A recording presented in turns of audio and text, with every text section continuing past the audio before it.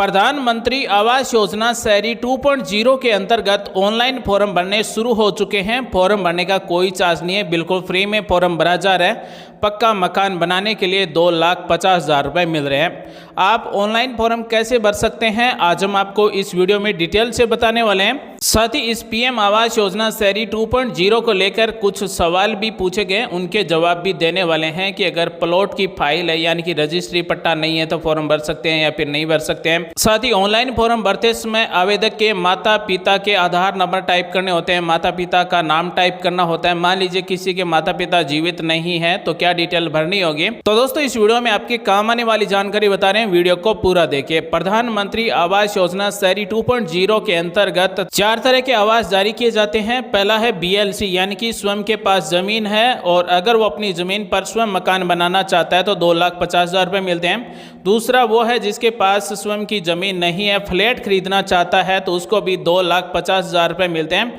यानी कि फ्लैट खरीदने के लिए भी पीएम आवास योजना के अंतर्गत फॉर्म भर सकते हैं। 3 नंबर वो श्रेणी है जिसमें किराए के लिए मकान चाहिए तो प्रधानमंत्री आवास योजना शहरी 2.0 के अंतर्गत फॉर्म भर सकते हैं। और 4 नंबर वो कैटेगरी है जिसमें ब्याज सब्सिडी दी जाती है, यानी कि कोई भी प्रधानमंत्री आवास योजना शहरी 2.0 के अंतर्गत लोन लेकर अगर अपना मकान बनाना चाहता है तो केंद्र सरकार की तरफ से ब्याज सब्सिडी दी जाती है, यानी कि ब्याज में छूट दी जाती है। तो दोस्तों प्रधानमंत्री आवास योजना शहरी 2.0 के अंतर्गत सर्वे फॉर्म भरना शुरू हो चुका है। यहां से आप ऑनलाइन फॉर्म भर सकते हैं। प्रधानमंत्री आवास योजना शहरी 2.0 की ऑफिशियल पोर्टल की लिंक आपको वीडियो के डिस्क्रिप्शन में मिल जाएगी। यहाँ पर आपको अप्लाई फॉर PMAYU 2.0 पर क्लिक कर देना है। इस तरह से प्रधानमंत्री आवास योजना शहरी 2.0 का ऑफिशियल पोर्टल ओपन हो चुका है। यहाँ पर आपको बटन मिलता है अप्लाई फॉर PMAYU 2.0, इस पर आपको क्लिक कर देना है।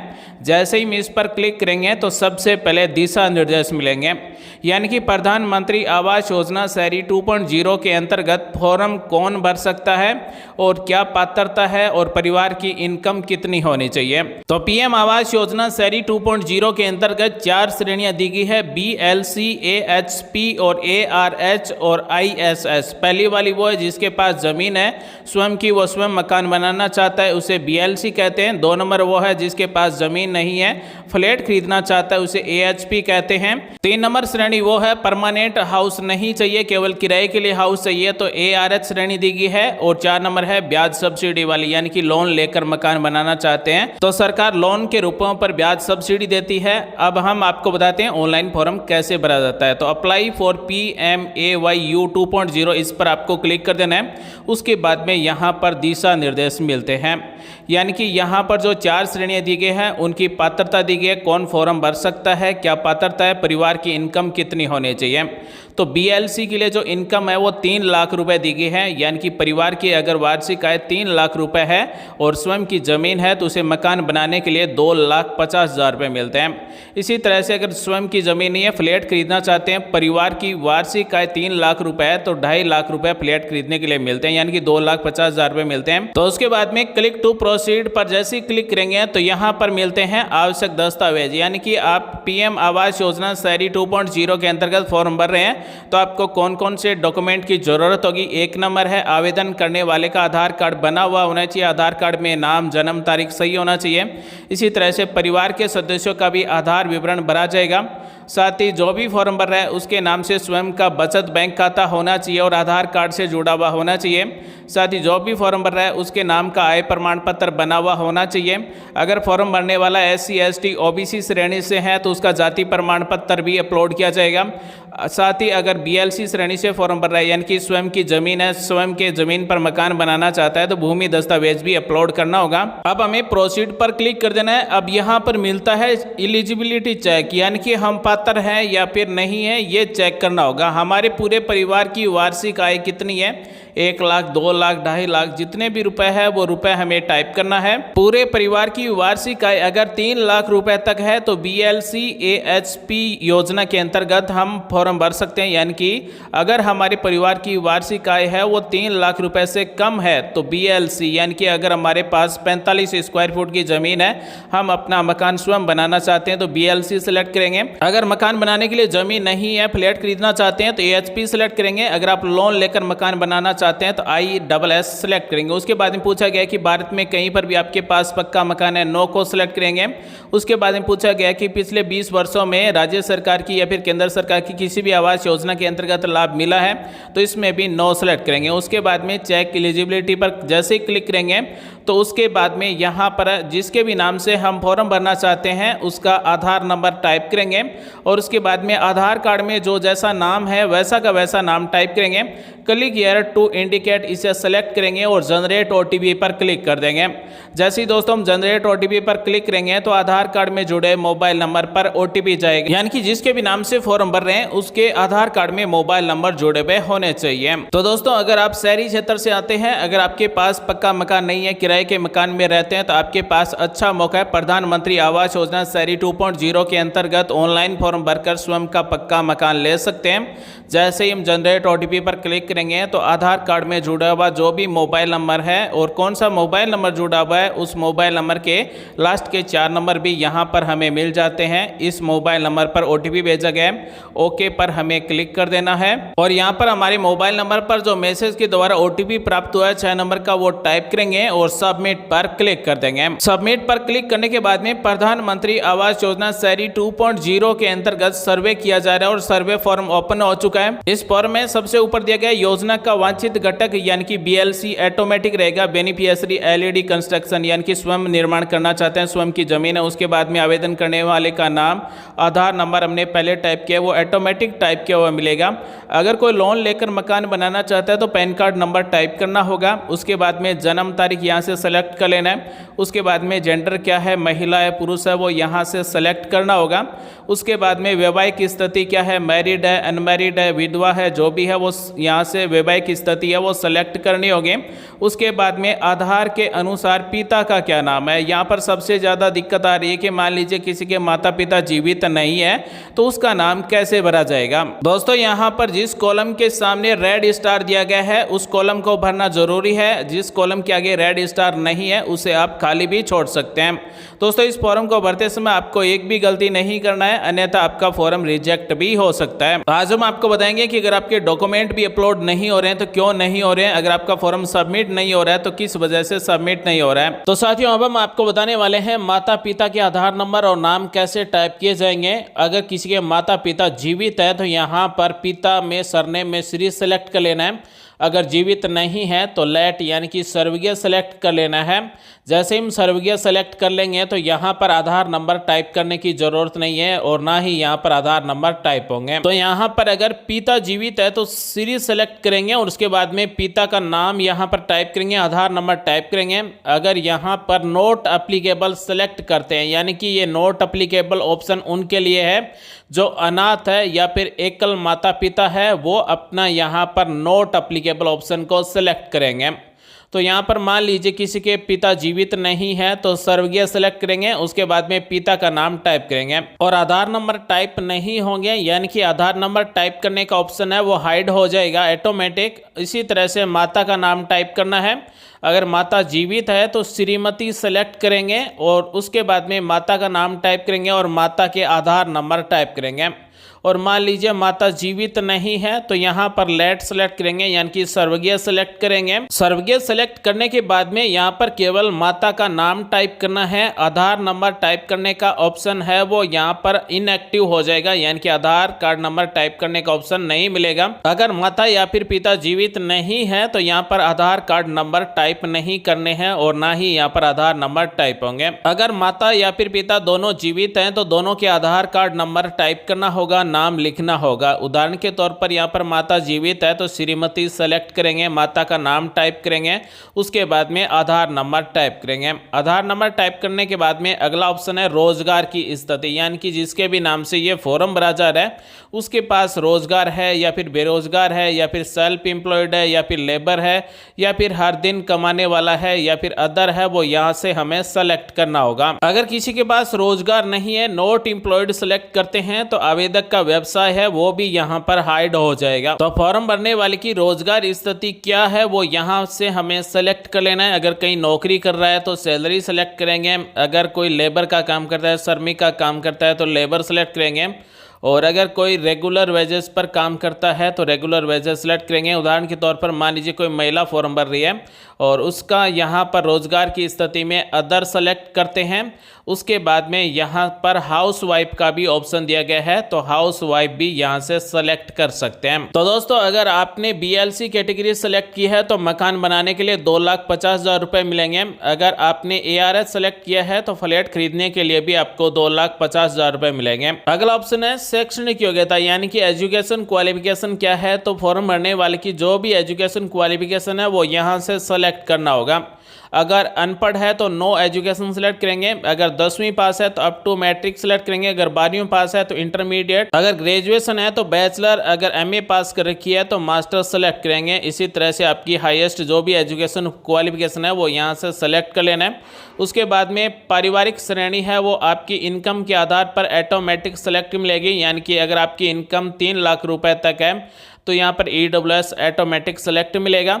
उसके बाद में पूछा गया है कि भारत में कहीं पर भी आपके पास पक्का मकान है, तो ये हमने पहले ही नो सेलेक्ट कर लिया। उसके बाद में परिवार की वार्षिक आय हमने पहले ही टाइप कर दिया, वो टाइप की हुई मिलेगी। अब हमें आय प्रमाण पत्र बनवाना होगा और चूज फाइल पर क्लिक करके यहाँ से अपलोड करना होगा। आय प्रमाण पत्र अगर आपके क्षेत्र में ऑनलाइन बन रहा है तो ऑनलाइन बना सकते हैं, या फिर अपनी तहसील में जाकर ऑफलाइन वाला आय प्रमाण पत्र बनाना है, स्कैन करना है और अपलोड कर देना है। उसके बाद में आपका धर्म क्या है, हिंदू, मुस्लिम, सिख, ईसाई, बौद्ध, जो भी धर्म है वो यहाँ से सेलेक्ट करेंगे।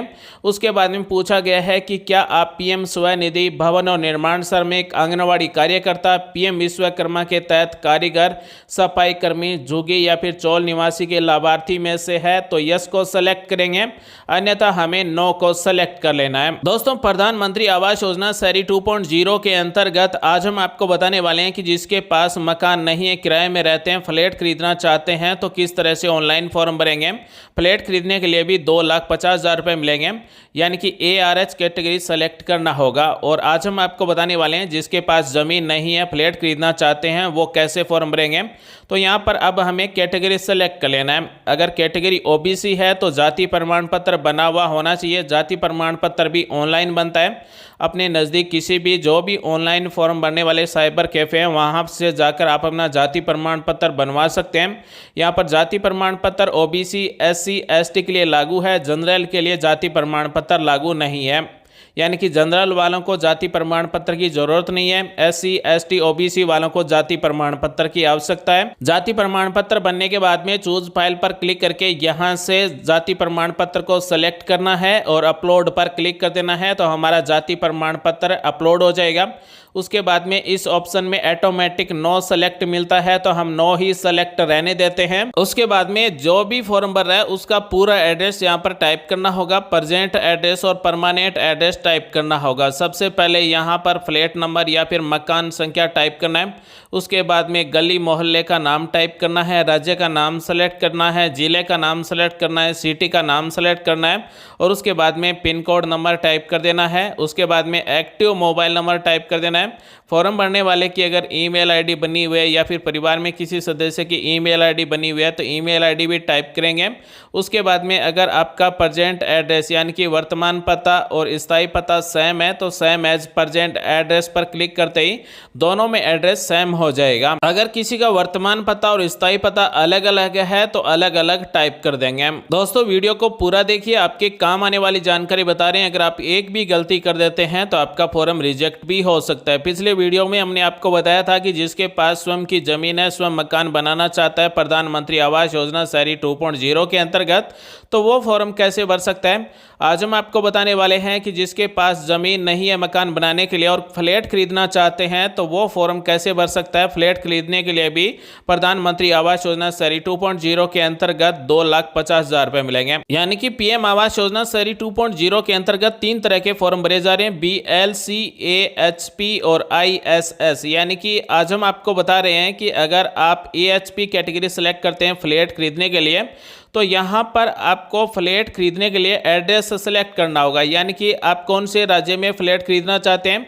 कौन से डिस्ट्रिक्ट में फ्लैट खरीदना चाहते हैं, सिटी का क्या नाम है, वो यहाँ से सेलेक्ट करना होगा। यानी कि संस्थाओं के द्वारा जो फ्लैट तैयार किए जाते हैं उसके बाद में बेचे जाते हैं, तो आप कौन से शहर में फ्लैट खरीदना चाहते हैं, यानी कि AHP परियोजना स्थान विवरण यहाँ से सेलेक्ट करना होगा। उसके बाद में क्या आपने किसी AHP परियोजना की पहचान की है, यानी कि आपने पहले से कोई फ्लैट देख रखा है, तो यस को सेलेक्ट करेंगे, अन्यथा हमें नो को सेलेक्ट कर लेना है। अगले ऑप्शन में पूछा गया कि वर्तमान शहर या कस्बे में कितने वर्षों से रह रहे हैं, तो यहाँ पर हमें ज़्यादा से ज़्यादा मिलता है 10 वर्ष, यानी कि अगर आप जन्म से रह रहे हैं तो मोर देन 10 ईयर्स को सेलेक्ट कर लेना है, या फिर अगर आप 1 साल से लेकर 2 साल या फिर 3 साल से लेकर 5 साल या फिर 5 साल से लेकर 8 साल, जितने भी साल से रह रहे हैं वो ईयर आपको सेलेक्ट कर लेना है। अगला ऑप्शन है वर्तमान घर का स्वामित्व क्या है, यानी कि वर्तमान में आप कहाँ रह रहे हैं। अगर स्वयं का मकान है तो ओवन सेलेक्ट करेंगे। उसके बाद में अगर आप किराए पर रह रहे हैं तो रेंट सेलेक्ट करेंगे।